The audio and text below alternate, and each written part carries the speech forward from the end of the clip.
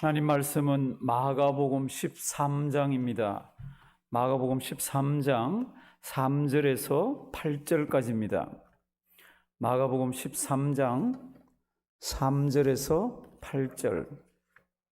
신약성경 한 77면 정도에 있습니다. 마가복음 13장 3절에서 8절. 우리 다 같이 가정에서 우리 한 목소리를 한번 읽으십니다. 예수께서 감람산에서 성전을 마주 대하여 앉으셨을 때에 베드로와 야고보와 요한과 안드레가 종용이 묻자오되 우리에게 이르소서 어느 때에 이런 일이 있겠사오며 이 모든 일이 이루려 할 때에 무슨 징조가 있사오리이까? 예수께서 이르시되 너희가 사람의 미혹을 받지 않도록 주의하라. 많은 사람이 내 이름으로 와서 이르되 내가 그러라 하여 많은 사람을 미혹해 하리라. 난리와 난리 소문을 들을 때에 두려워 말라. 이런 일이 있어야 하되 끝은 아직 아니니라. 민족이 민족을 나라가 나라를 대적하여 일어나겠고 처처에 지진이 있으며 기근이 있으리니 이는 재난의 시작이니라. 아멘. 아멘. 한 몇 주 전에 제가 새벽 기도를 마치고 집에 갔는데 아침 일찍 우리 딸애한테서 전화가 왔습니다. 그렇게 전화 일찍 한 이유가 가만 보니까 그 첫째 애가 이제 아직 4살이 안 됐는데 그 전주에 자기 교회 목사님이 설교하는 걸 이렇게 들었는데 대충 다 이해는 하겠는데 어떤 말은 이해가 안 되는 발음 자체가 이해가 안 되는 게 있는 거예요. 그래서 이제 자기 엄마한테 이게 무슨 말이야? 그랬더니 이게 히브리어야. 이스라엘 사람들이 옛날에 쓰던 히브리어야. 그랬더니 그러면 써봐. 근데 우리 딸이 쓸 수가 있나요? 못 쓰죠. 그러니까 저한테 일찍 전화해가지고 얘가 지금 그 히브리 말을 좀 가르쳐 달라 그러는데 그러고 연락이 왔습니다. 근데 제가 뭐 그 얘기를 하려고 그런 게 아니에요. 그 내용을 지금 우리가 한번 봐야 되는데 히브리 글씨는 이 글씨입니다. 앞에도 나올 테고 우리 컴퓨터에도 나갈 텐데 저게 뭐 같아요? 세 글자, 세 글자, 세 글자 하나, 둘, 셋, 넷, 다섯, 여섯 글자 뭐 이렇게 돼 있는데 저게 히브리 말로 메네 데켈 우 파르신입니다. 메네 데켈 우 파르신. 지금 무슨 사건인지 알죠? 바벨론의 벨사살 왕이 자기 제국의 위대함과 자기의 위대함을 드러내기 위해서 하루는 잔치를 베풉니다. 그 잔치에 1000명의 귀족들을 초청을 합니다. 그냥 1000명 그러면 1000명은요 잔치를 베풀면 이거는 어마어마한 숫자입니다. 그 잔치를 베풀면서 왕후, 후궁, 여자들까지 싹 다 데리고 나와서 잔치를 하면서 이렇게 이야기합니다. 오늘 마시는 술잔은 우리가 쓰는 거는 전부 예루살렘 성전에서 가져온 금은 그릇들을 가지고 마시고 붓고 한다. 대단한 잔치가 막 벌어져서 떠들썩 할 때에 왕이 앉아있는 맞은편 하얀 벽에 우리가 아는 대로 손가락이 하나 나와가지고 글씨를 쓱쓱쓱쓱쓱 합니다. 그 글씨가 뭡니까? 저 글씨예요. 그런데 저 글씨를 아무도 모릅니다.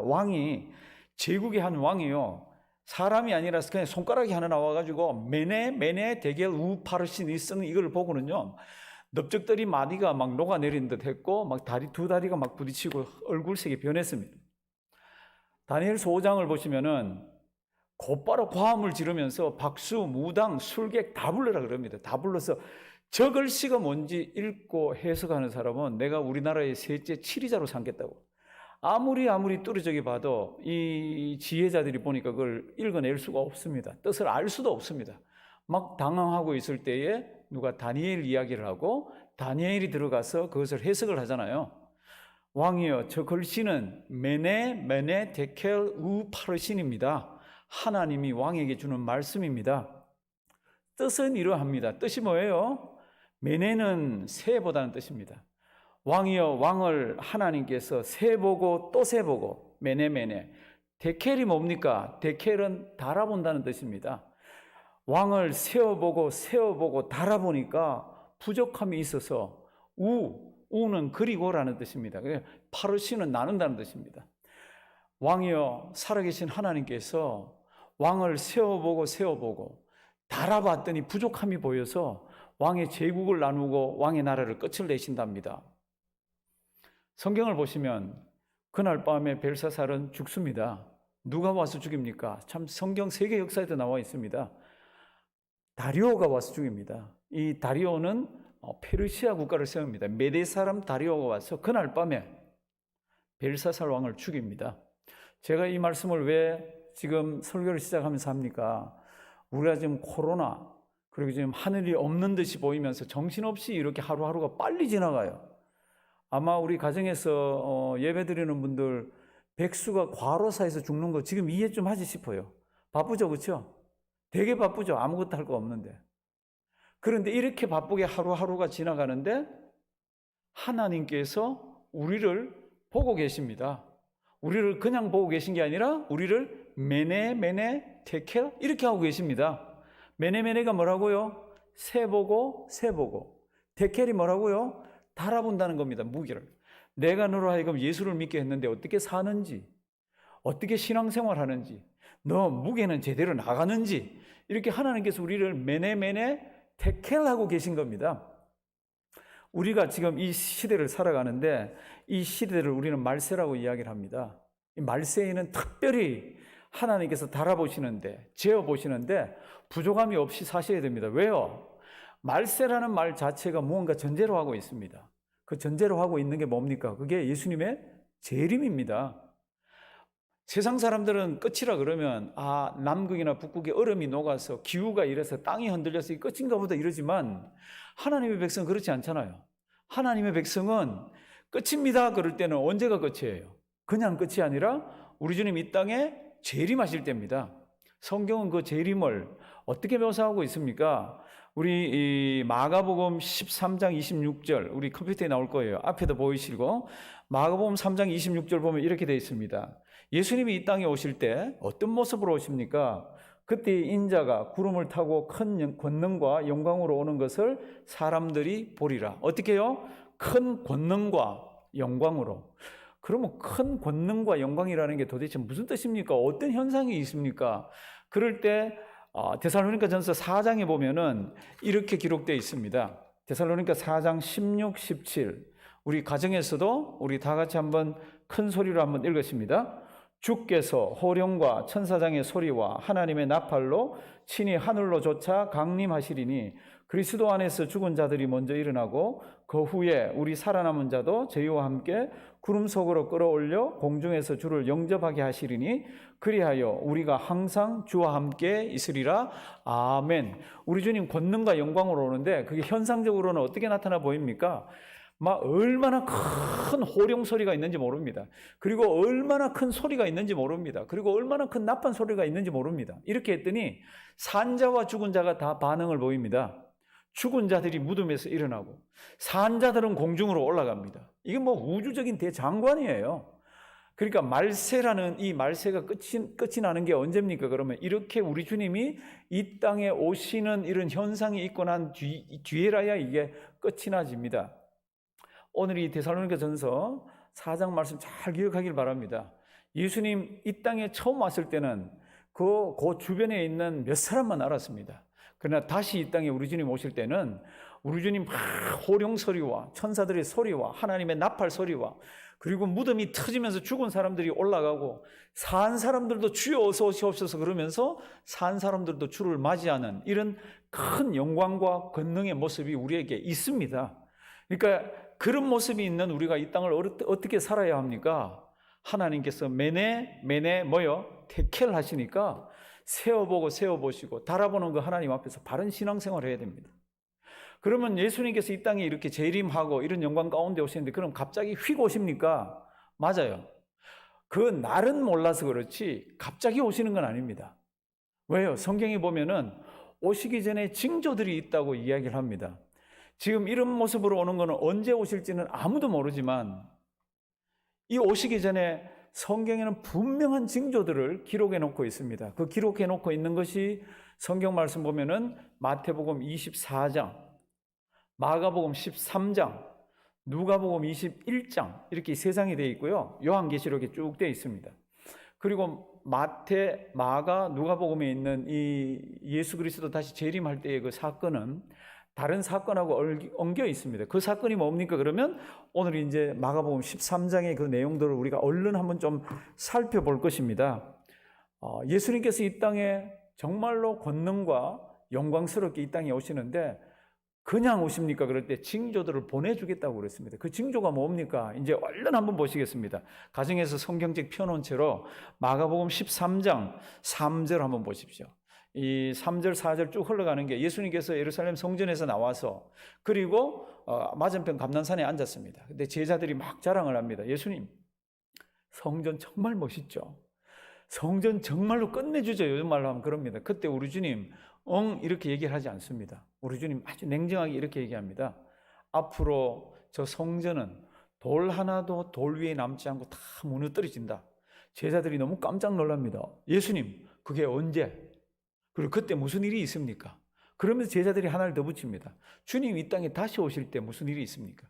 두 가지로 하면은 예수님 그런 일이 있을 때 언제 그런 일이 있을 거고 그때 징조가 무슨 징조들이 있습니까? 이렇습니다.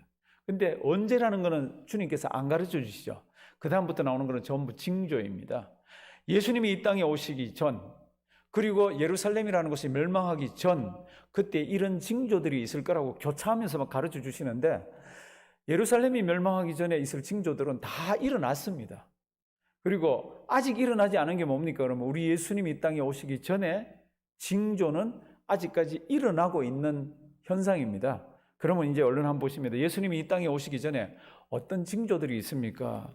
우리 5절 말씀을 보시면 5절 말씀 이렇게 기록하고 있습니다. 예수께서 이르시되 너희가 뭐라고요? 사람의 미혹을 받지 않도록 주의해라. 내가 이 땅에 오기 전에 정말로 많은 사람들이 내 이름으로 와서 내가 그리스도다, 내가 예수다, 내가 재림 예수다, 내가 하나님이다 이러면서 너희들을 미혹하는 사람들이 참 많을 것이다. 미혹받지 않도록 하라. 뭐 이거 설명 더 할 필요가 없잖아요. 우리 조국 대한민국만 해도 하나님이 20분 이상 넘습니다. 내가 하나님이라 그런 사람. 재림 예수는 40명이 넘습니다. 뭐가 그렇게 많은지 뭐 스마트폰만 1등하고 뭐 이번에 뭐 이 방역만 1등하는 줄 알았더니 재림 예수도 1등인 거 알죠? 그죠? 하나님도 1등인 거. 그러니까 예수님 오시기 전에 두드러지게 나타나는 현상이 지금 여기 있는 5절과 6절입니다. 그걸 징조로 보여주셨습니다. 징조로 우리에게 가르쳐 주셨습니다. 그 다음 어떤 징조들이 있습니까? 7절 그리고 8절 같이 붙어 있습니다. 난리와 난리 소문. 예수님 오기 전에 이 세상이 난리와 난리 소문을 들을 때에 두려워 말라. 이런 일이 있어야 돼. 끝은 아직 아니니라. 8절 민족과 민족, 나라가 대적을 한다. 사랑하시는 성도 여러분들, 지금이 어떤 시대입니까? 물론 많았지만은요, 민족과 민족이, 나라와 나라가 지금 처처에서 이런 전쟁의 지금 소식들이 있어 왔고 지금은 경제전쟁이라는 아주 희한한 거로 지금 세상이 지금 묶여서 돌아갑니다. 저는 그것을 그냥 보지 않습니다. 그냥 힘의 알력으로 보질 않습니다. 우리 주님 예수님 오시기 전에 분명하게 기록한 성경의 징조입니다. 그 다음 또 어떤 징조가 있습니까? 8절 뒷부분 보면요, 처처에 무엇이 있습니까? 지진이 있고 기근이 있으리라. 그런데 이거는 재난의 시작이라 그럽니다. 지금 일본 쪽에서 일본 사람들 학자들이 지금 요 며칠 전에 계속해서 하는 이야기 있죠. 우리 일본에 조만간에 구가 넘는 지진이 올 거라고. 그러면 그 지진이 구가 넘는 지진이 오면 틀림없이 해일이 올 텐데 해일은 미니멈이 한 20m에서 맥시멈이 한 30m, 40m가 넘는 이런 쓰나미가 올 거라고 이렇게 얘기를 하고 있습니다. 그것뿐입니까? 화산 터지죠. 큰 화산 한번 터지면요, 비행기도 못 뜰 뿐만 아니라 농사들 다 망칩니다. 그 해산재가 있는 곳에. 그러면 자동적으로 뭐가 있습니까? 처처에 기근이 임합니다. 누가복음을 보면은 또 무엇이 하나 더 붙어 있나 그러면 전염병이 하나 더 붙어 있습니다. 우리는 이번에 이 전염병을 보고 압니다. 얼마나 다들 혼이 났는지. 그래도 지금 남미 쪽은 지금 이 전염병이 지금 계속 ING 중입니다. 크게 지금 늘어나고 있습니다. 우리 주님 오시기 전에 성경은 우리에게 이렇게 가르쳐 줍니다. 그런 일이 있을 거라고. 그러면 그런 일이 있구나 이렇게 우리에게 가르쳐 주는 거 아닙니다. 그게 징조라는 겁니다. 곧 주님 오신다는 겁니다. 그 다음에 어떤 징조가 있습니까? 9절 한번 말씀 보시면 이거는 아직까지 전 세계적으로 아직까지 구절은 되질 않습니다. 9절 너희는 스스로 조심하라. 사람들이 너희를 공회에 어떻게 해요? 넘겨주고 잡아주고 매질하고 환난과 핍박 가운데 있는다는 겁니다. 그러면 누가 잡아줍니까? 11절 한번 보실래요? 사람들이 너희를 이끌어다가 넘겨줄 때에 무슨 말 할지 그러면서 12절 보시면 뭐라 그럽니까? 형제가 형제를 왜 잡아줍니까? 우리는 형제가 형제를 잡아주는 것을 경험하는 시대가 곧 우리 코앞에 닥쳐와 있습니다. 왜 그러면 그런 일이 일어납니까? 그러면 예수님 오실 때가 됐다고 그렇게 생각하거라. 그리고 잡혀가면 무슨 말 해야 될지 너무 염려하지 말아라. 이유는 성경에 기록되어 있습니다. 그때 11절 뒷부분 무슨 말 할지 걱정하지 말아라. 말하는 일은 너희가 아니요 누구라고요? 성령님이라고. 그러니까 우리 주님 오시기 전에 세상은 이렇게 얘기합니다. 종교가 하나 되어야 되고 나라가 하나 되어서 평화롭게 가야 된다 이러는데 성경은 어디에도 그걸 약속하는 게 없습니다. 우리 올해 6월 1일이면은 저기 그 네덜란드에 있는 피스 팰리스라는 곳에서 전 세계 종교 통합을 한다고 원래 2년 전부터 얘기를 했습니다. 할지 안 할지는 모르겠는데 그게 전 세계 종교 지도자들이 모여서 우리 대화하자. 우리 종교가 하나가 되지 않으면 전쟁이 일어난다. 그리고 거기서 다 사인을 하려고 그랬습니다. 근데 할지 안 할지는 모르겠어요. 6월 1일이 며칠밖에 안 남았는데. 세상은 끊임없이 유엔을 중심으로 이렇게 하면 하나가 돼서 평화롭다고 얘기합니다. 근데 성경은 어디도 평화를 이야기하는 곳이 없습니다.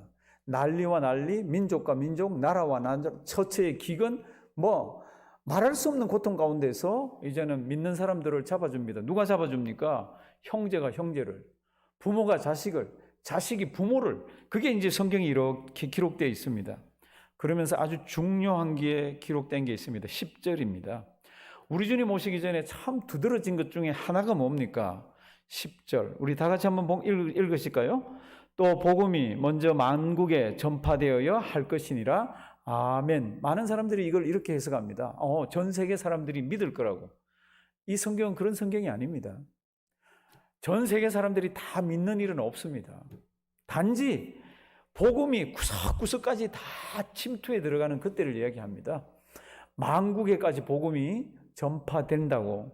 그러면 그때가 우리 주님 오실 때인 것을 너희는 알으라고. 이걸 다 징조로 우리에게 주시는 겁니다. 그럼 지금 여기 징조가 굉장히 많습니다. 누가 봐도 지금 징조가 많은 걸 아는데 그러면 그 징조를 보고 예수 믿는 사람들이 맞아, 주여 예수님 진짜 오시네요. 그러니까 우리 깨어서 준비해야죠. 이렇게 하면 좋은데 그렇지가 않습니다. 우리 베드로 후서 3장 3절 4절 앞에 나올 텐데요. 우리 컴퓨터에도 나올 텐데 베드로 후서 3장 우리 3절 4절 우리 가정에서도 우리 큰 소리로 우리 다 같이 한번 읽도록 합니다. 다 같이 읽습니다. 먼저 이것을 알지니 말세에 기롱하는 자들이 와서 자기의 정욕을 쫓아 행하며 기롱하여 가로되 주여 주의 강림하신다는 약속이 어디 있느냐? 조상들이 잔 후로부터 만물이 처음 창조할 때와 같이 그냥 있다 하니. 3장 4절 한번 보십시오. 이 성경은 1세기 때 쓰여진 성경입니다. 그런데 1세기 때 예수님 하늘나라 가시고 얼마 되지도 않았는데 그 기다리다가 벌써 뭐라 그럽니까? 우리 조상들이 잔 적부터 세상은 지금하고 똑같이 있는데 재림이 어디 있냐 이런다는 겁니다. 4절 가로되 주의 강림하신다는 약속이 어디 있느냐? 조상들이 잔 후로부터 만물이 처음 창조할 때와 같이 어떻게 해요? 그냥 있다 하니. 성도님들 이거 1세기의 이야기입니다. 그런데 지금은 2000년이 지났잖아요. 지금은 더 합니다. 주님 오신다고 성경에는 이야기했고 속히 오신다고 했는데 안 오셔. 언제 오셔? 말도 마. 우리 죽을 때까지는 안 오실지 몰라. 이렇게 사람들이 한다는 겁니다. 그런데 성경은 이렇게 얘기합니다. 징조를 보라는 겁니다. 옛날보다 지금이 징조가 더 많은지 옛날보다 더 분명한지 보라는 겁니다. 그럼 예수님 오실 때가 다 됐다는 겁니다. 사랑하시는 성도님들, 지금 성경이 지금 이런 이야기를 하면서 우리에게 그러면 이런 징조들이 일어나는 동안 그럼 예루살렘은 어떤 상태에 있습니까? AD 70년에 예루살렘은 멸망했습니다. 그리고 거기에 있던 수많은 유대인들이 죽을 뿐만 아니라 전 세계로 흩어졌습니다. 그러면 예루살렘에 대해서는 우리 주님이 예수님 오시기 전에 예루살렘은 어떤 상태로 되어 있습니까? 그게 회복되어 있습니까? 아니면 다른 모습입니까? 그럴 때 누가복음 21장 우리 가정에서 나오는 대로 우리 다 같이 한번 읽도록 하겠습니다. 누가복음 21장 다 같이 한번 읽습니다. 저희가 칼날에 죽임을 당하며 모든 이방에 사로잡혀 가겠고 예루살렘은 이방인의 때가 차기까지 이방인들에게 밟히리라. 아멘.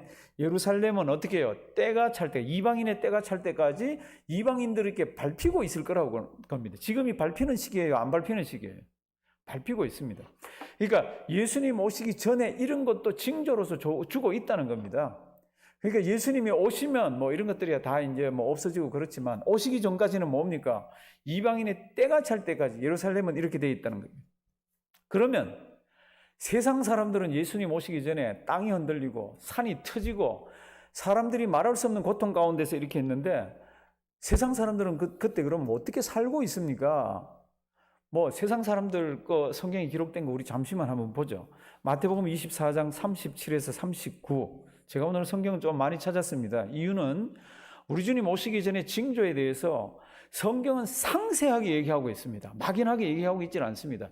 예수님 오시기 전에 세상 사람들은 어떻게 하고 있습니까? 다 같이 한번 읽습니다. 노아의 때와 같이 인자의 임함도 그러하리라. 홍수전에 노아가 방주에 들어가던 날까지 사람들이 먹고 마시고 장가들고 시집가고 있으면서 홍수가 나서 저희를 다 멸하기까지 깨닫지 못하였으니 인자의 임함도 이와 같으리라. 아멘. 홍수가 나기 전에 사람들이 뭐 했습니까? 그냥 일상생활 했습니다. 시집가고 장가가고 농사짓고 뭐하고 이런 거 일상생활 했어요. 이 얘기를 왜 합니까? 일상생활을 해야 되는 거죠. 그럼 중요한 게 뭡니까? 그러면 홍수가 난다라고 그렇게 이야기를 했는데 하나님께서 심판하신다고 얘기를 했는데 깨닫지를 못하고 그냥 생활했다는 겁니다. 근데 이렇게 얘기합니다. 인자에 임할 때도 이런 현상이 일어난다는 겁니다. 우리 주님 이 땅에 오실 때도 먹고 마시고 시집가고 그냥 일상생활 하는데 주님이 우리에게 얘기하시는 것은 깨어 있으라는 겁니다. 깨어 있지 않으면 우리 주님 오시는 날이 언젠지 모르기 때문에 너희들은 주님 맞을 준비를 못하고 있다는 겁니다. 세상 사람들은 이렇게 먹고 마시고 시집가고 장가가고 깨닫지 못하게 있지만 그 다음 성경들을 쭉 보시면은요 뭐라고 했습니까? 너희는 그날과 그때를 알지 못하니까 준비하라, 깨어 있으라, 예비하라. 이게 마태마가 누가에 다 나와 있습니다.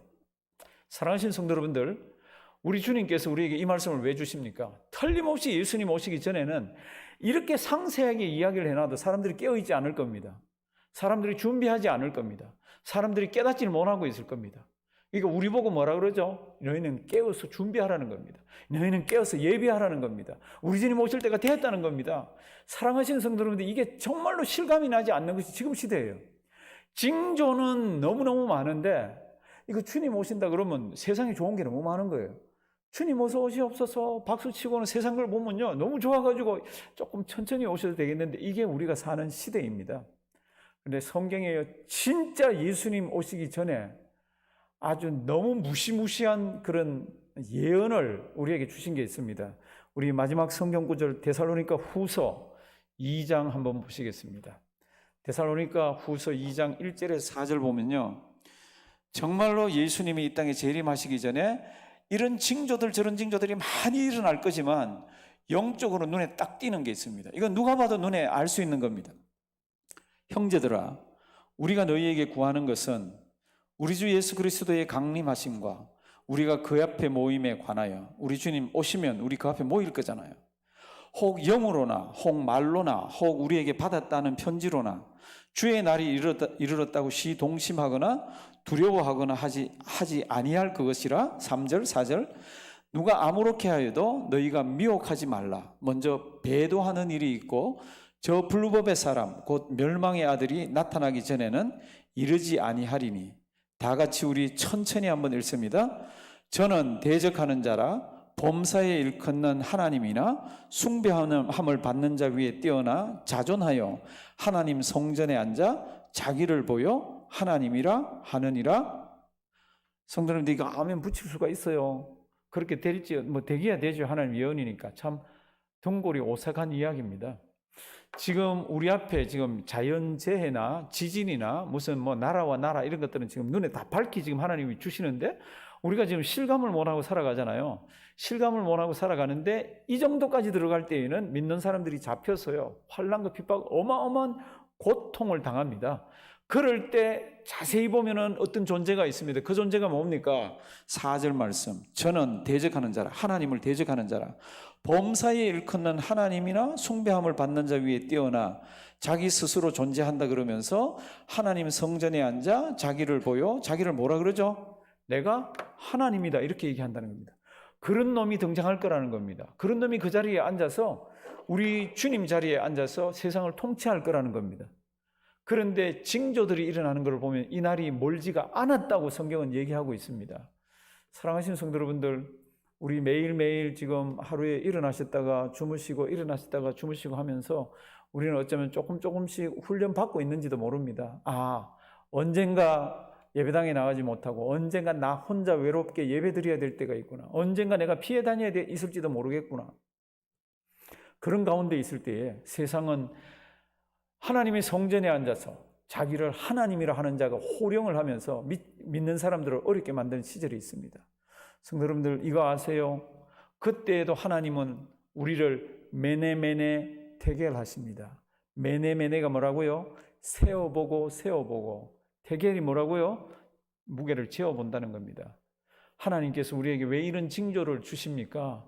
이런 징조와 그 환난 핍박이 있어야 그 다음에 우리에게 영광스러운 재림의 역사가 우리에게 있다는 겁니다. 우리 주님 오시기 전에 우리가 죽으면, 우리가 죽었다가 아까 성경 말씀이 있잖아요.